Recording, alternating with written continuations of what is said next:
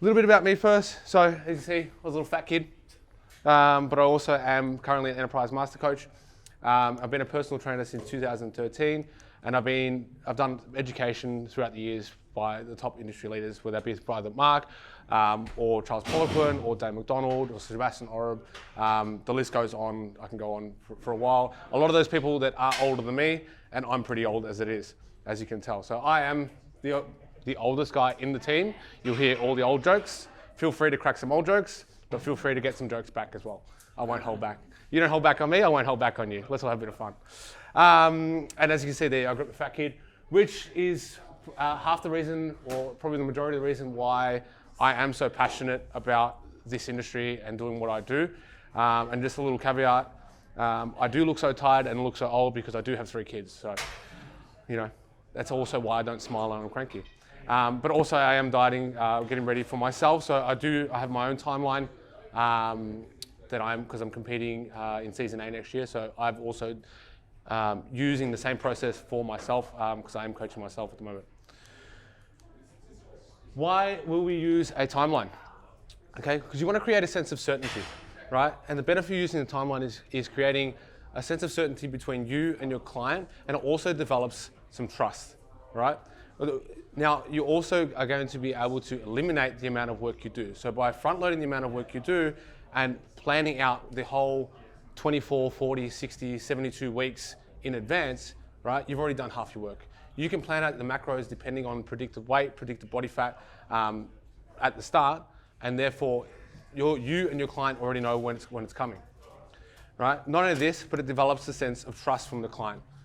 You sitting down and mapping out the client's 24, 40, 60-week transformation, they're going to trust you straight on the spot. Not only develop a sense of trust, but you're also going to increase your retention.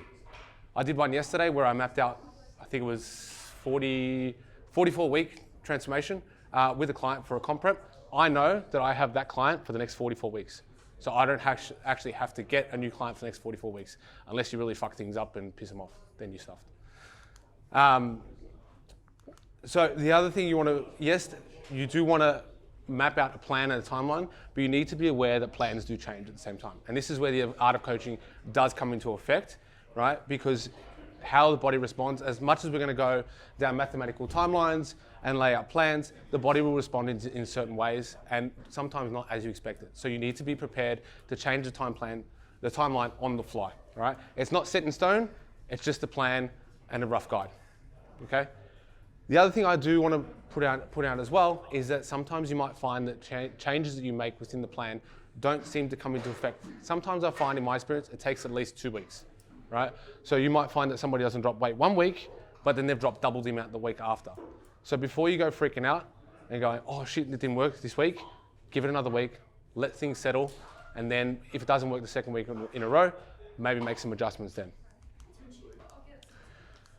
This is just these are some of the transformations that you can achieve using the timeline, and that I have used in the timeline as well. So a lot of comp prep, a lot of photo shoots, but overall it can be worked for general population as well.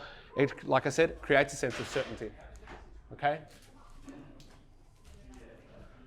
I'm just gonna flog you with before and after photos until you're convinced that it works, okay? That's my whole presentation. So when it comes to determine the timeline and what you want to do, first you need to be able to determine the goal, okay? Now you want to determine the goal, whether that's going to be comp prep or photo shoot, or it's just health and longevity, right? Determining the goal with your client is basically how you're going to set this up, right? And that's going to dictate what phases that you're going to need. Now, what I mean by what phases is I'm going to go through them later, but you're going to go through three different phases within the timeline in order to get the ultimate physique transformation.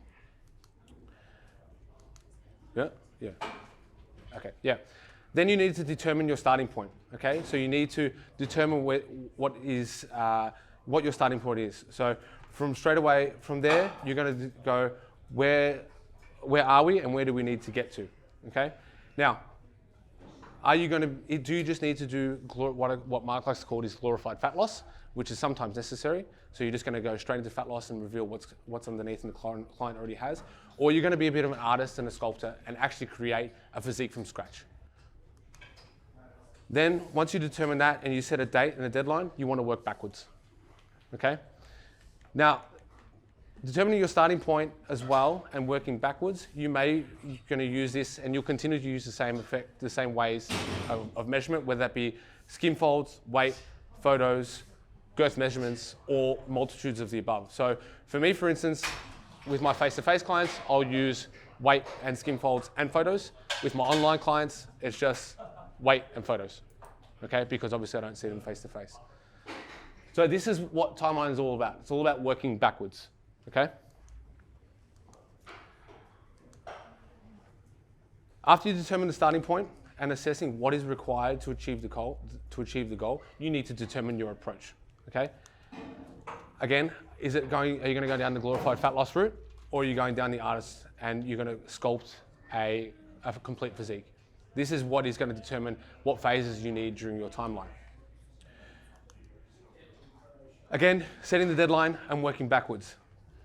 Does the client need fat loss? Does the client need an artist and someone that's going to build a physique and really look at the physique and point out the strong points and the weak points and focus on building up the weak points to create a perfectly balanced physique as possible. The reason why I put the sculpture there is because this is what Arnie used to say, right? He used to say, you look at the body like a piece of clay, and if you need more calves, then you get some more clay, you put it on the calves, right, and you sculpt them out. And obviously we do that via exercise, whether that be, if you need to build up your calves, you're obviously going to do more calf raises, or you're going to prioritize, let's say, chest, depending on where the weak point is. Again, you're setting the deadline and working backwards. Notice I keep saying you're setting a deadline and working backwards. That's the most important bit. You can work forwards, but you're just going to be floating and punching in thin air, right? Whereas if you set a hard deadline backwards, and this is where comp preps and photo shoots, it is incredibly important for comp preps and photo shoots, is because, generally speaking, the date doesn't move.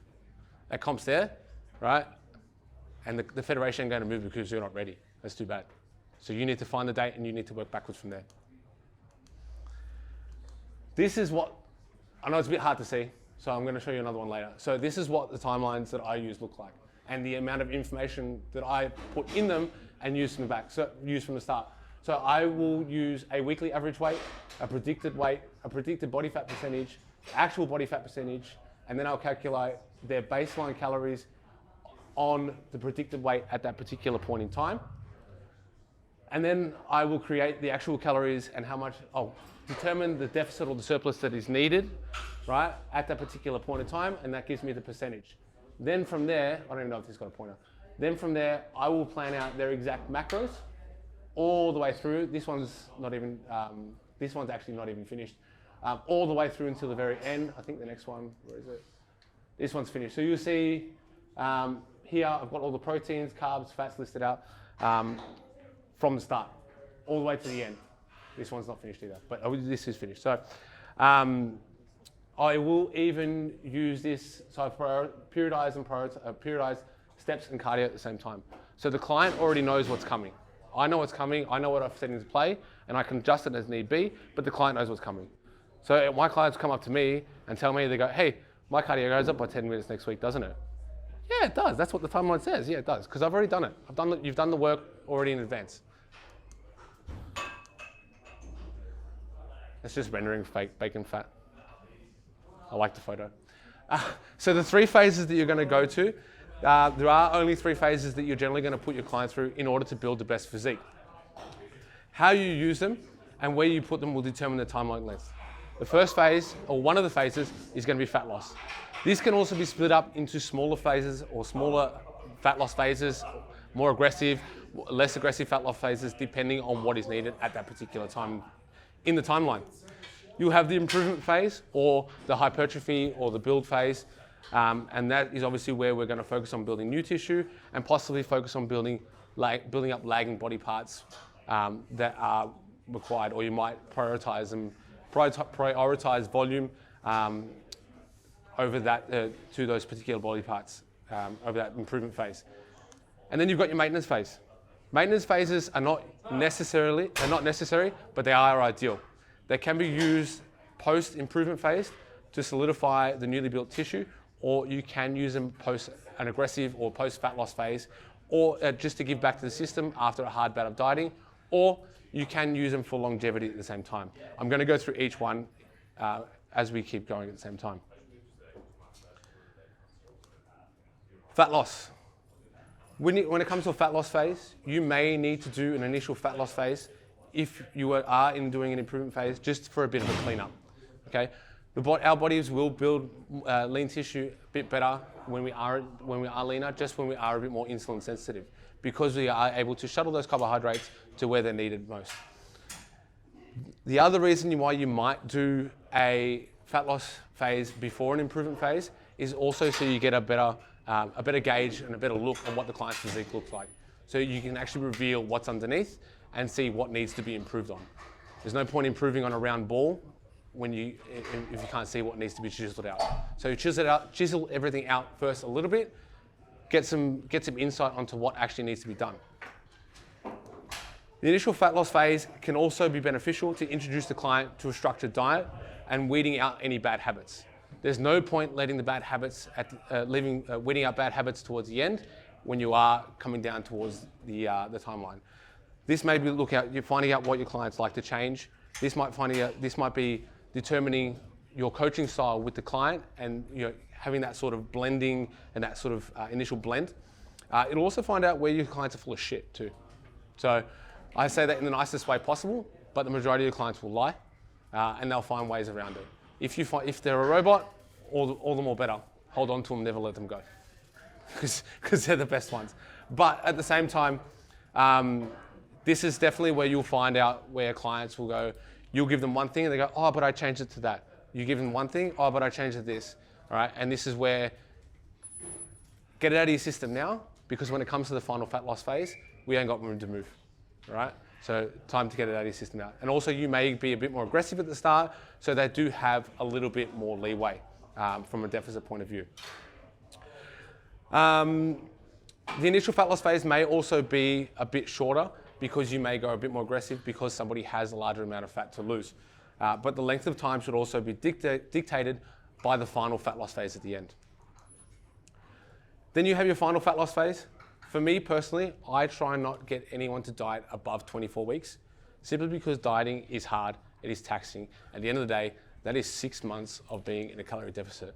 It is fucking tedious, and it is hard, right? The longer you have to diet somebody, the less compliant they're going to be. Right? So this is why you may have an initial fat loss phase and then a final fat loss phase, and then you may even have a maintenance phase in between, right? Apart from the 24 weeks being quite tedious and quite hard for dieting, right? You don't want to be dieting for too long, because dieting for too long, you run the risk of eating away too much of the tissue that is built, or too much muscle mass. Okay, so you don't want to be eating away on the muscle mass that you either have built or the client already has as well.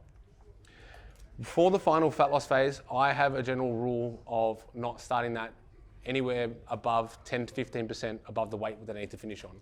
So for instance, if the final number that we need to start on, end on, is 60 kilos, I will not let anybody start a final fat loss phase above 66 to 69 kilos, for example.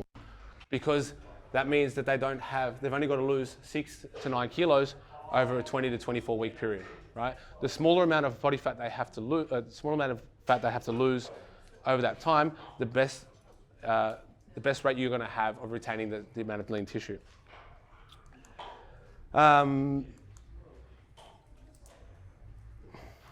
Cool. When calculating fat loss, right? What we know is that 1 kilo equals 7,700 calories, okay?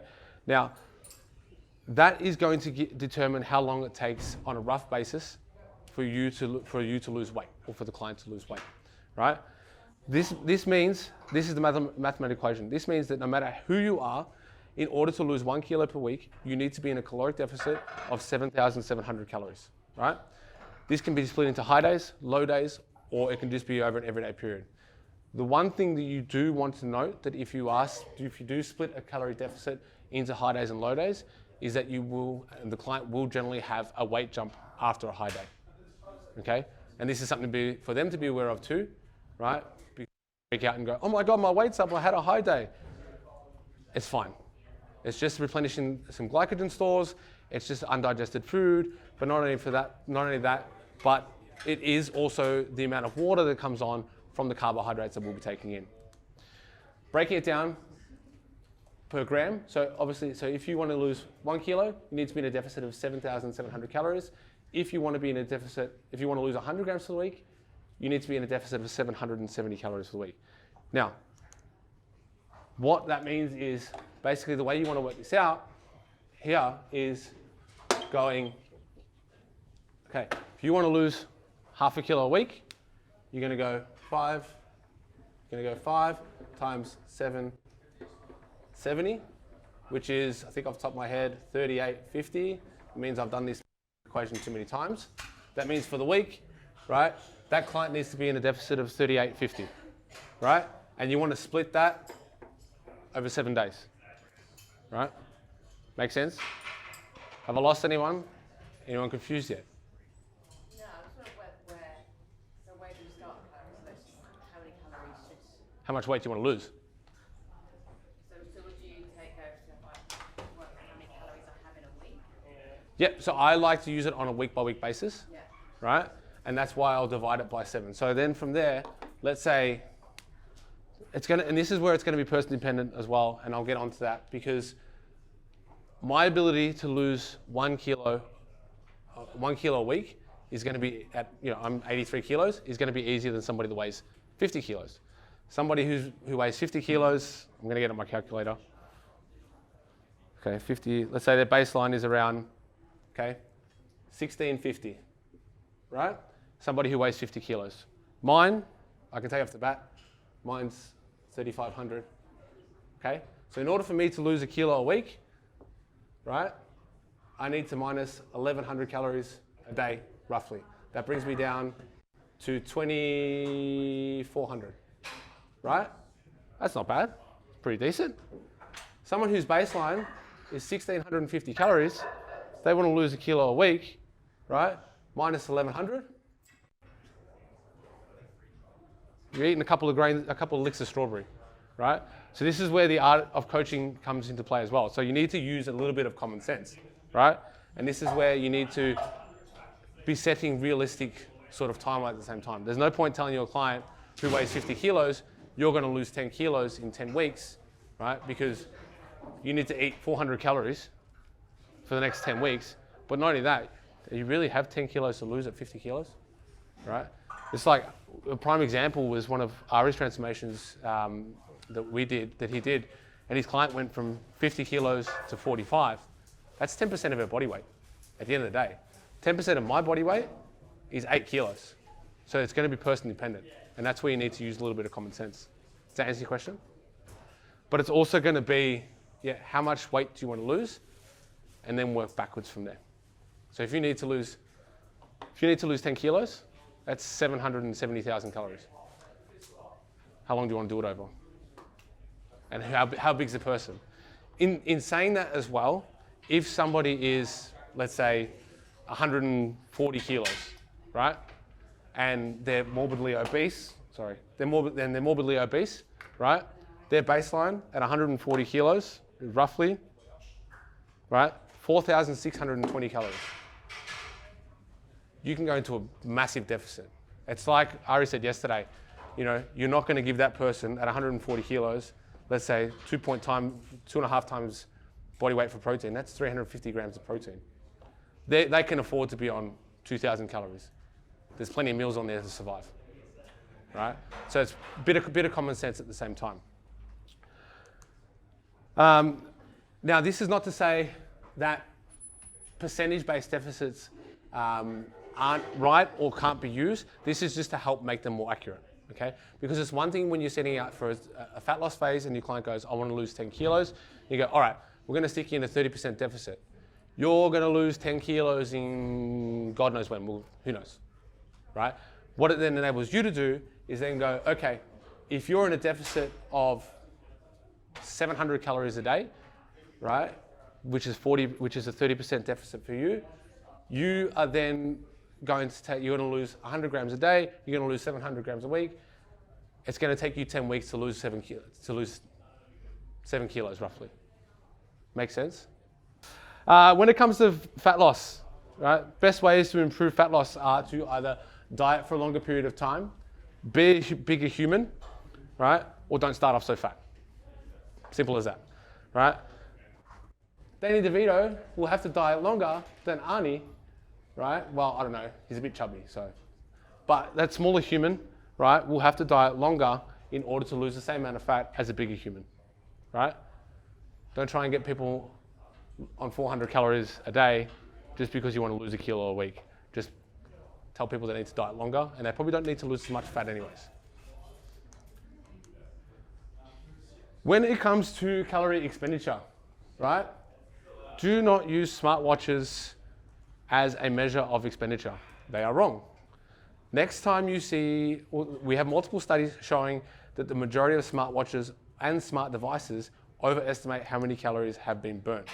Okay, so next time you see your client or somebody you know post how many calories they burnt during their session, send them a little message and be like, it's good to see you worked hard, but that's just not true, right?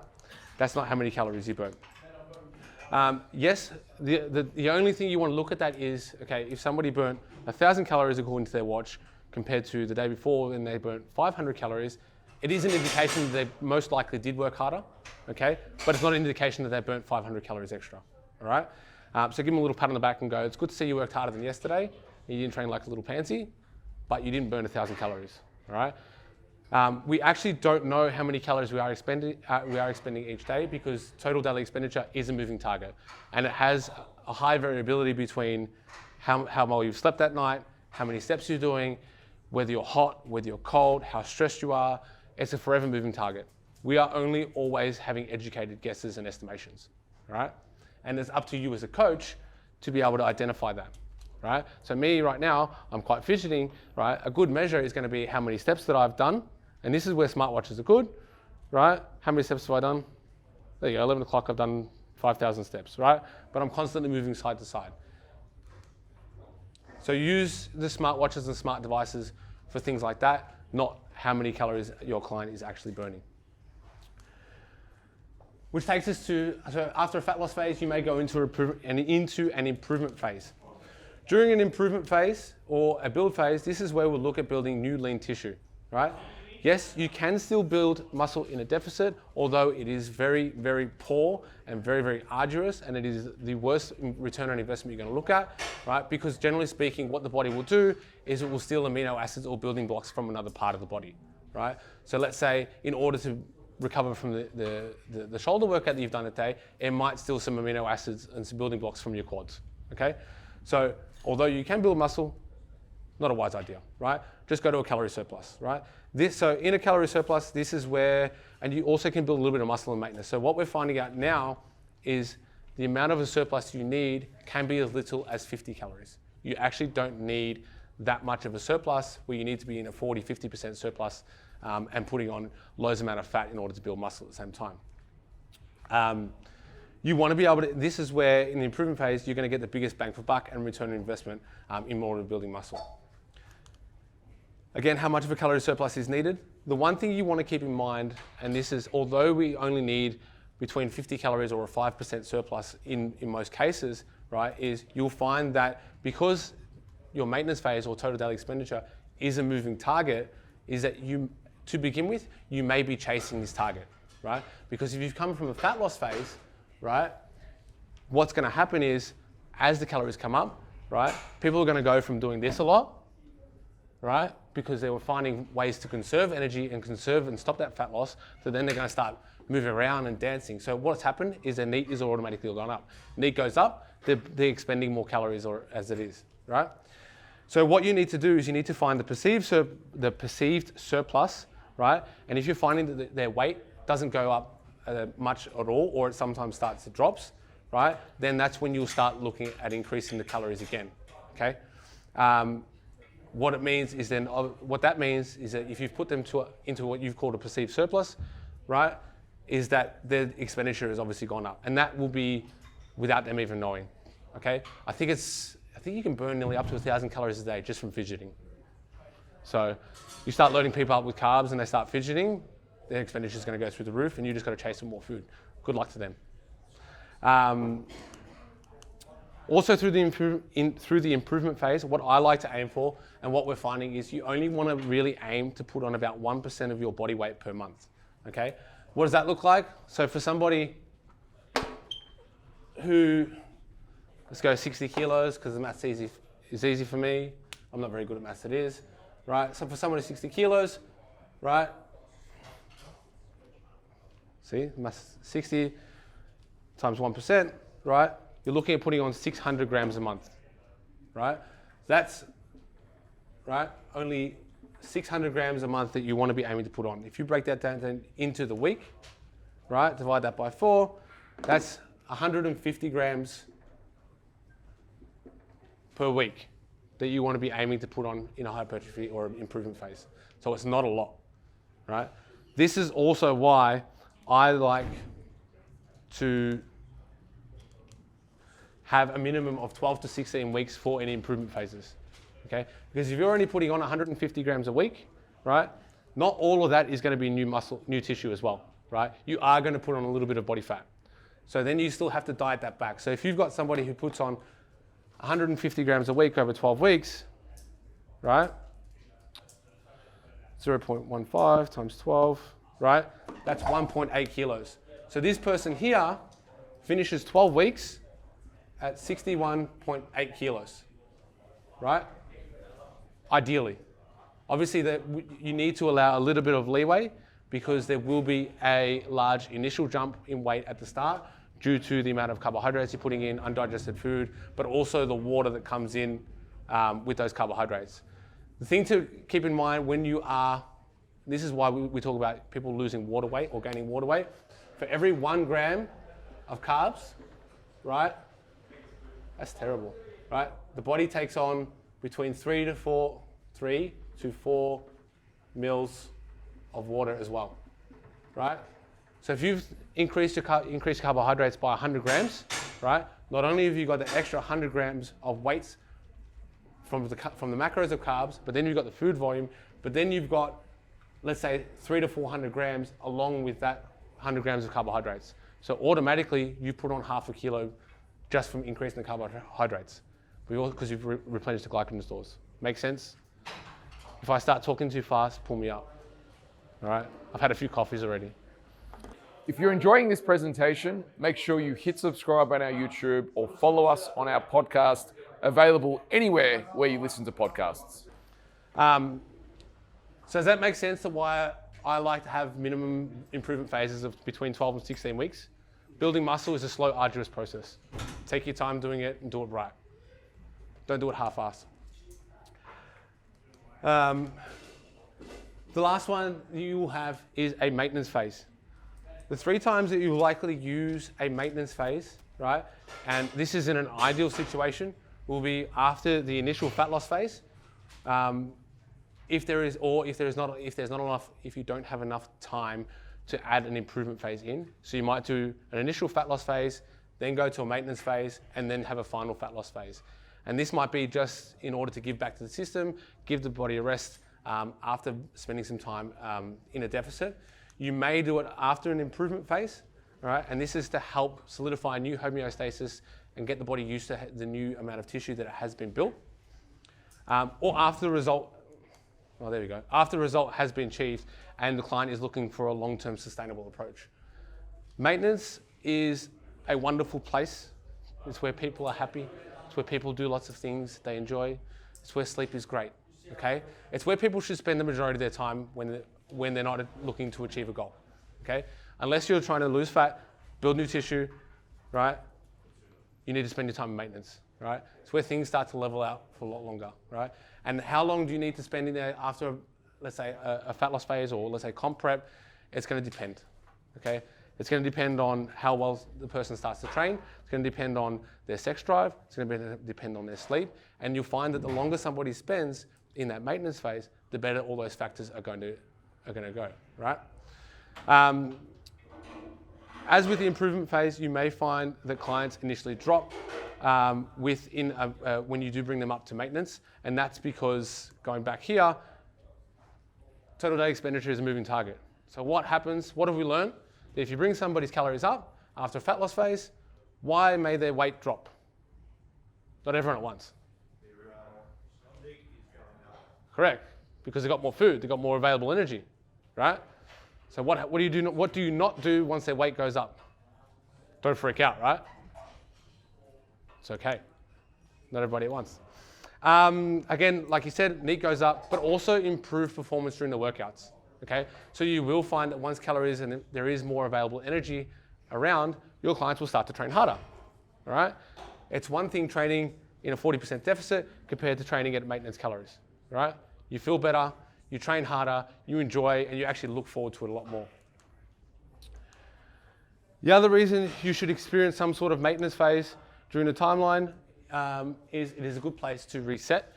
You may use a maintenance phase at the start if somebody has been a constant yo-yo dieter, right? So if the clients come to you and they've been dieting on and off and here and there, or you've had some, particularly speaking that there may be a lot of female clients that spend a lot of time eating next to nothing, and they come to you and they've been dieting for quite a long time. So you might sit them in maintenance in order to give back to the system straight off the bat.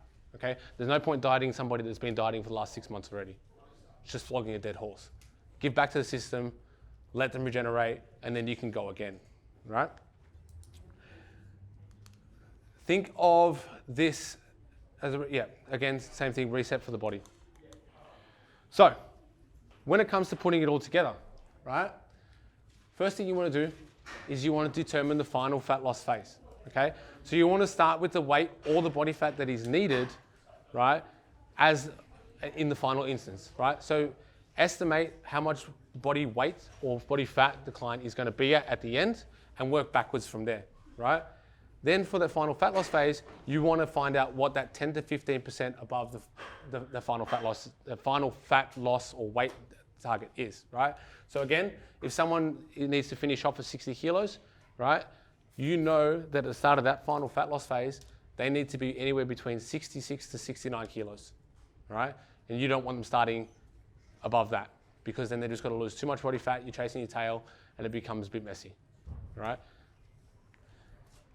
Then from there, you want to divide the weight loss needed, right, between that amount. So let's say you need to lose 9 kilos, you want to divide that by 20 weeks, and that would give you a rate of loss of 450 grams a week, okay? You may extend it to 24 weeks if you want to lose it at a slow rate, okay?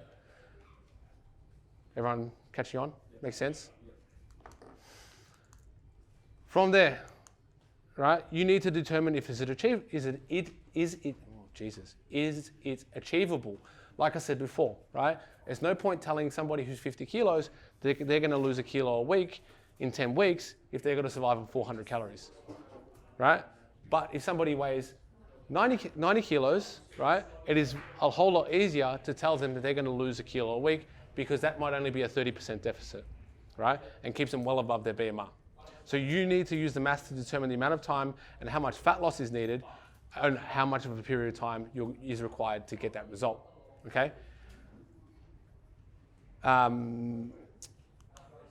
Yeah. Again, how big is the person, right? The difference between Danny DeVito and Arnie and their calorie needs are going to be completely different, right? It's the difference between myself and Serena or Amy, right?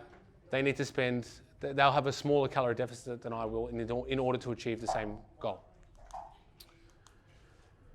After determining the final fat loss phase, you need to work out whether you need a maintenance phase or a build phase, okay? This will depend on what type of physique you are looking to build, and if the client does the client need to build more lean mass, or is it simply a maintenance phase to give them a reset in between 2 fat loss phases? They may already have a good amount of lean mass when they've walked in the door, they just need to lose fat, right? So you may go, if someone's going to lose 30 kilos, you may focus on losing 10 at the start or 15 at the start and 15 at the end, and that might be over two 24-week periods. But in between that, you've given them a maintenance phase, or let's say a little diet break of 2, 3, 4 weeks in order to give back to the system and make sure that it's not becoming too tedious. Not only that, it's not only good and helpful for them as a reset, but they may have a partner or have kids where they've spent 24 weeks dieting, and then you give back and you go 4 weeks, go, okay, you might give them a meal out a week, right?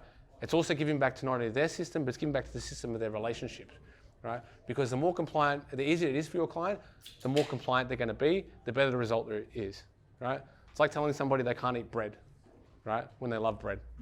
If they're gonna keep them compliant because you have a piece of toast and eggs in the morning, right, go for it, right? Give somebody 4 weeks off in between. Just be like, you're gonna have 4 weeks off, you're gonna go out for dinner once a week with your wife, right? You're gonna keep her happy, she's gonna be a bit more supportive of you, it's not gonna put a strain in your relationship, and therefore you're gonna be more compliant, right? It's all about compliance.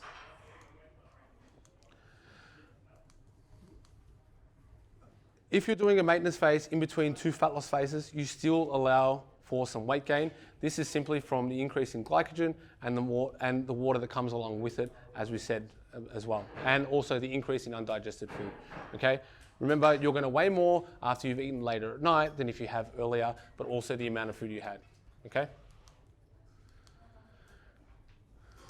It's all about calculating the weight increases and working backwards from there and from the target that is required.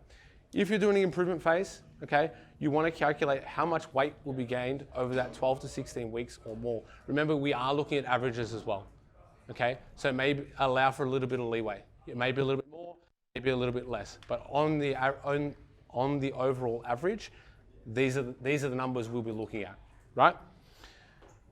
If you're doing, this might look like 1% 70 kilos, so 700 grams per week, etc.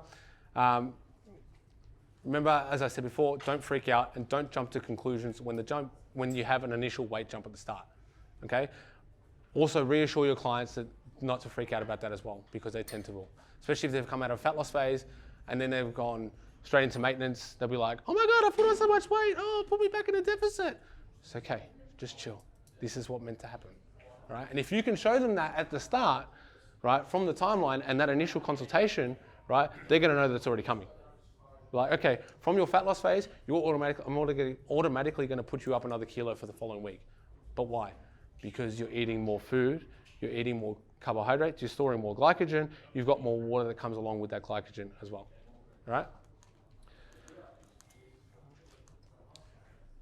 After determining how much weight will be gained from an improvement or a maintenance phase, you want to calculate how much weight needs to be lost in order to keep you at that 10 to 15% above the final weight mark. And that's the post-improvement or after the maintenance phase. So what I like to do is I like to make sure that the client starts the maintenance or the improvement phase below that 10 to 15% mark, right? Because they're going to put weight back on, right? So if you start under that 10 to 15% mark that you're starting the final fat loss phase right? You're allowing for a weight gain. Right? They're going to put on that 1 to 2 to 3 kilos that you're allowing for. Obviously, that is going to depend on the amount of time that you're spending in a build or a maintenance phase. So working backwards, that's again, you're working backwards to determine the initial fat loss. And this from there, sorry, let me go back.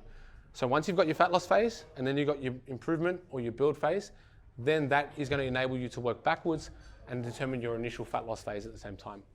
Have we caught on? Because I know I'm jumping around, yeah?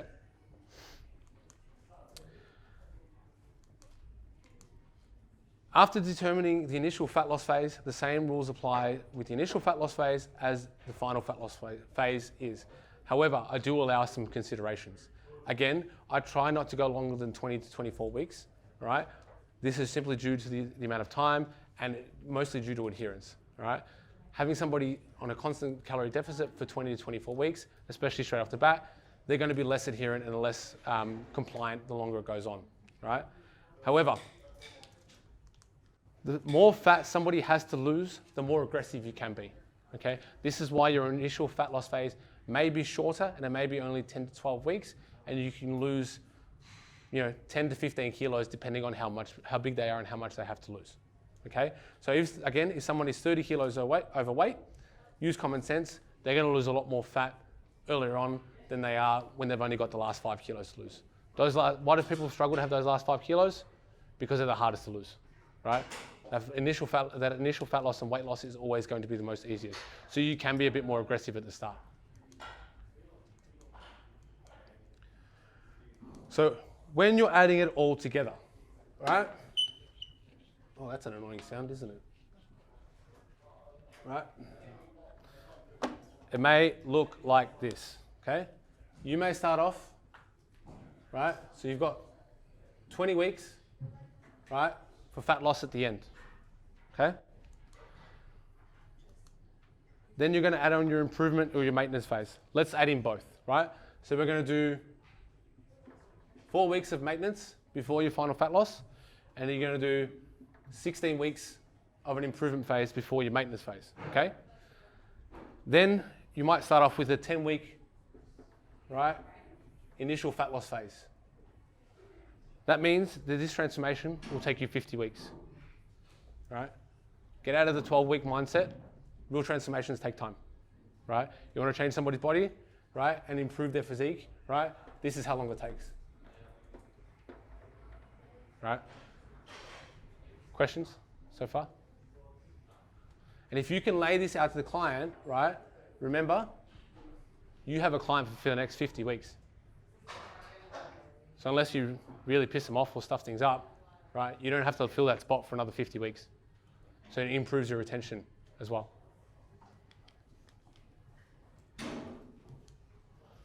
This also goes, so when it comes to comp prep, right, and this is where you'll see the little side note that when competitors go from, let's say, season A to season B, and they haven't had any improvement time in the middle, right, they end up in the same spot because they've had no time to sit back, build new tissue, and really force the body to actually grow, okay?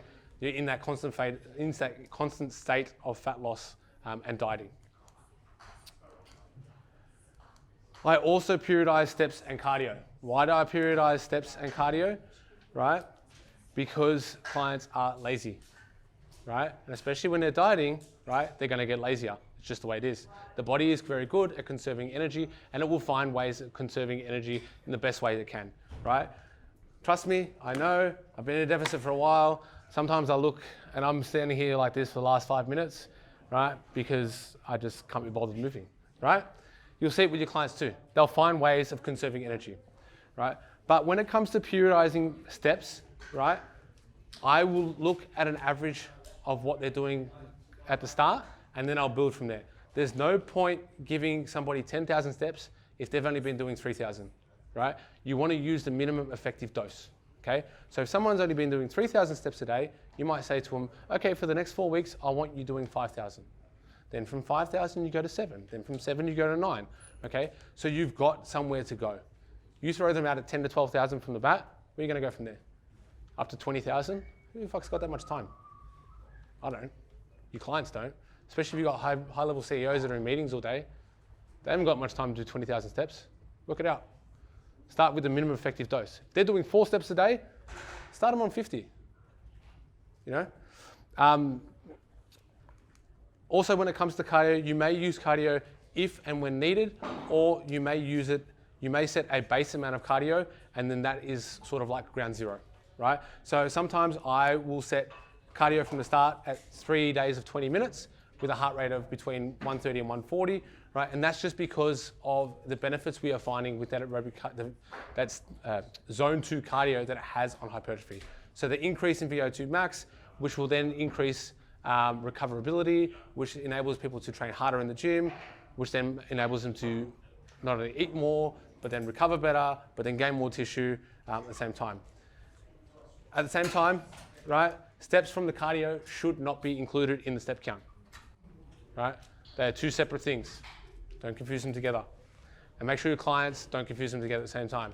The amount of times that your client will be like, yeah, I did my 12,000 steps. It's like, are you taking your watch off during your cardio? No, and 4,000 of those steps are from cardio. It's like, go back, do 12,000 steps, and do your cardio separately, okay?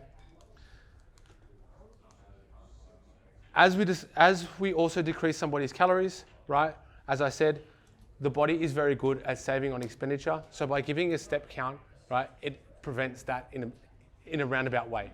It will not prevent the fidgeting lowering, but it will stop somebody from going on 7,000 steps automatically when they're at maintenance to then just because they're gone into a deficit, they might decrease to 4,000 to 5,000 steps.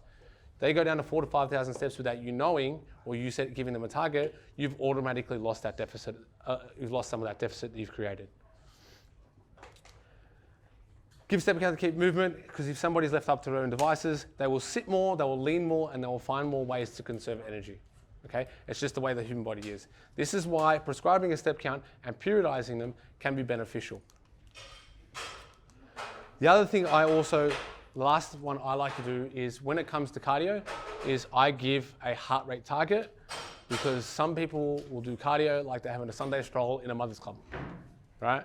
If they're chatting away with their friends on the treadmill, having a laugh, you're not doing cardio, you're doing steps, okay? There should be it should be counted as exercise. This is not part of your NEAT, this is not part of your step count, this is part of your exercise regime. Where do you base that heart rate on? Usually either 70% of someone's max, or in that, just around that zone 2 rate. Usually between 130 and 140 for people. I keep it pretty average.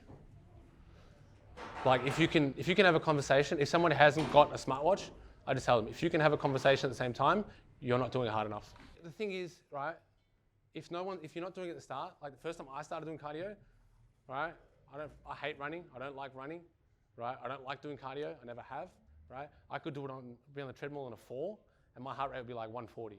Now, I'm on like a 7 to get my heart rate up. So you're going to adapt at the same time. Somebody who's an asthmatic or somebody that has a low VO2 max, they're not going to need much to get their heart rate up. But as it's like with training. As they adapt, they're going to need more. Otherwise, put them on the stepper. People love that. I don't know why. It's stupid. It's suicide. Who wants to go on the stepper for 40 minutes? Gross. Questions? Let's go.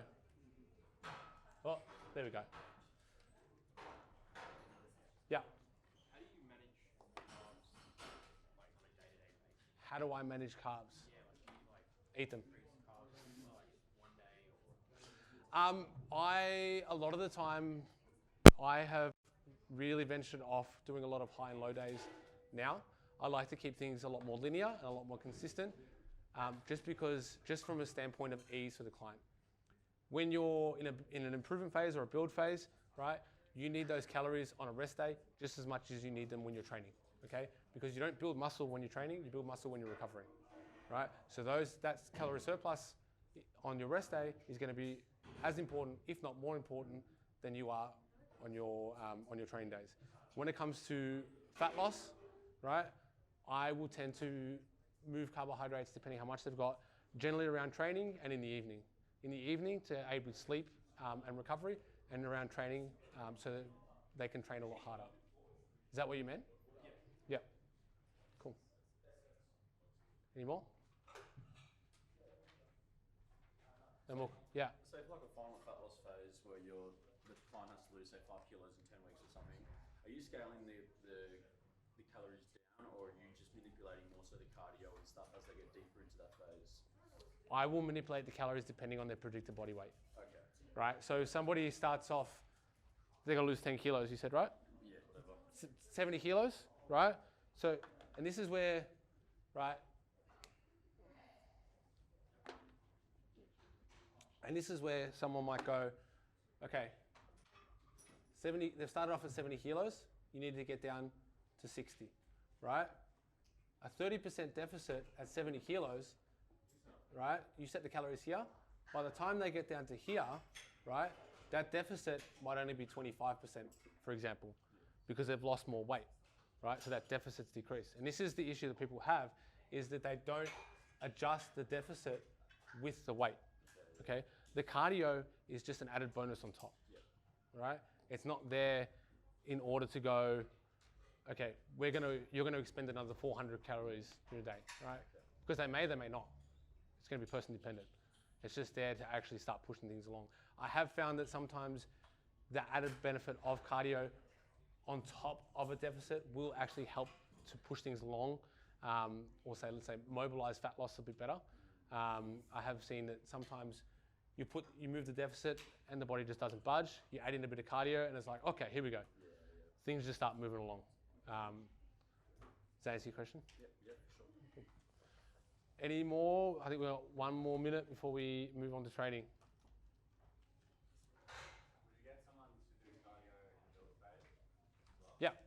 Yeah, I don't mind people doing cardio in a build phase.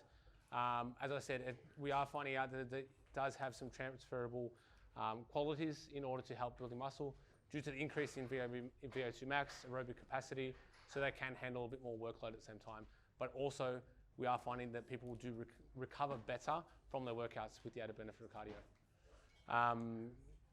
Cool, that is it. If you do want any mentoring or training, I do run a pretty full book, so just come and let me know or ask Hemming. I don't have many spots available, so first in, best dressed. But yeah, that's all for me now. Thanks for listening to the Enterprise Fitness Podcast and watching the full presentation. If you've enjoyed this, remember to hit subscribe and leave us a comment wherever you're listening to this through, or a review would be forever grateful. Till next week, train hard, eat well, and supplement smart.